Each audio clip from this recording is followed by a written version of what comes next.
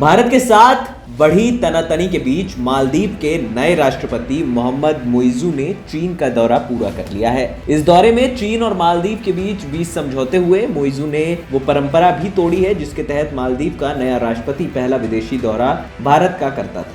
मुइज़ू ने पहला दौरा तुर्की का किया था, उसके बाद यूएई गए थे और अब चीन का दौरा पूरा किया। इस बार राष्ट्रपति चुनाव में मुइज़ू इंडिया आउट कैंपेन जोर शोर से चला रहे थे।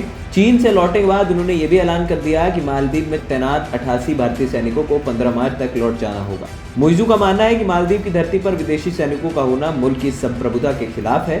चीन और मालदीव के बीच हुए समझौतों में पर्यटन सेक्टर, प्राकृतिक आपदाओं के खतरों से निपटने, समुद्री अर्थव्यवस्था को बढ़ावा देने और डिजिटल अर्थव्यवस्था में सहयोग को लेकर बनी सहमति है। समझौते में शी जिनपिंग की महत्वाकांक्षी परियोजना बेल्ट एंड रोड इनिशिएटिव में सहयोग का फॉर्मूला तय करना भी शामिल है। मालदीव में हाउसिंग प्रोजेक्ट, फिशरीज प्रोडक्ट्स की प्रोसेसिंग फैक्ट्री और राजधानी माले की पुनर्विकास परियोजना में भी चीन सहयोग करेगा।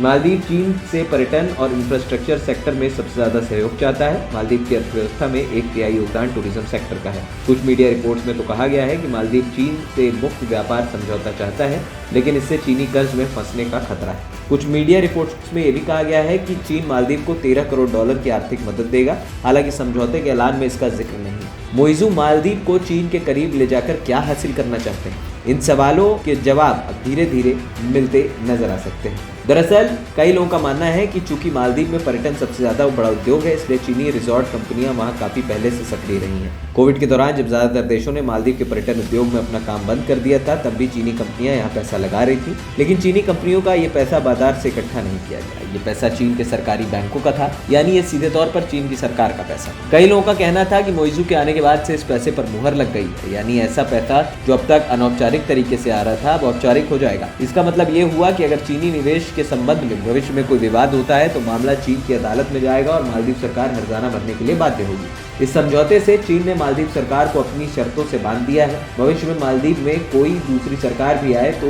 उसे भी ये समझौता बाध्यकारी होगा। अब मुइज़ू की रणनीति क्या है ये आपको बता देते हैं। सवाल ये उठता है कि क्या मालदीव इतना कच्चा खिलाड़ी है कि वो चीन की रणनीति को न समझ सके, खासकर तब श्रीलंका समेत कई दूसरे देश चीन पर कर्ज के साथ अपनी शर्तें लादने के आरोप लगाते रहे हैं। जामिया मिलिया इस्लामिया विश्वविद्यालय के Nelson Mandela centre for piece and conflict resolution में असिस्टेंट प्रोफेसर प्रेमानंद मिश्रा का कहना है कि दो बड़ी ताकतों के बीच छोटे देश स्विंग स्टेट की तरह व्यवहार करते हैं। जहां से उनका ज्यादा हित सत्ता है उसकी ओर वो ज्यादा झुकाव रखते हैं और दूसरी ओर के देश से सौदेबाजी वाले संबंध बनाए रखते हैं। वो कहते हैं कि मुइज़ू की पार्टी चीन समर्थक रही है और ये उसकी घरेलू राजनीति का भी हिस्सा है। इंटरनेशनल पॉलिटिक्स में कई बार घरेलू राजनीति का असर दिखता है। मुइज़ू सरकार ने अपनी इसी पुराने रुख को बरकरार रखते हुए चीन की ओर से ज्यादा झुकाव दिखाया है। वो कहते हैं कि दूसरा अहम पहलू यह है कि मालदीव पर चीन का कर्ज इतना ज्यादा है कि मुइज़ू सरकार के लिए इसे चुकाना संभव नहीं लगता। इस लिहाज से देखें तो चीन की तरफ दिखाया जा रहा रुझान मालदीव के व्यवहारिक फैसले की झलक दे रहा है। चीन की विदेश नीति में लेन देन की भूमिका प्रभावी है। कहा जाता है कि इसका